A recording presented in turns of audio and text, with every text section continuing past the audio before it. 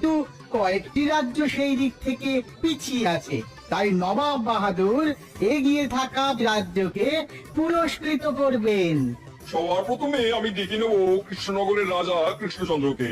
বরাবরের মতো এবারও কৃষ্ণনগর থেকে আসা খাজনা আমার দরবারে অনেক আগে পৌঁছেছে এবং আমি তাতে ভীষণ খুশি। নবাব বাহাদুর উপহার স্বরূপ কৃষ্ণচন্দ্রকে তুলে দিচ্ছেন 1000 মোহর।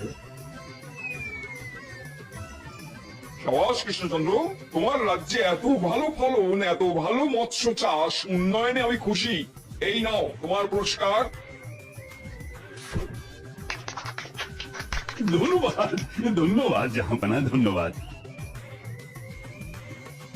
মহারাজ, আপনার সম্মান মানে আমাদের রাজ্যের সম্মান। আজ আমাদের চাষি ভাই জেলে ভাইয়ের পরিশ্রমের ফসল আমরা পাচ্ছি। ঠিক বলেছ গোপাল, আর এর জন্য সব থেকে বড় ভূমিকা কিন্তু আমাদের বিজ্ঞানীর। ঠিক বলেছেন মহারাজ, বিজ্ঞানীর যুগান্তকারী আবিষ্কৃত সার এবং মাছেদের খাবারে আজ এই সম্মান। এরপর ডেকে নেব বর্ধমানের রাজাকে।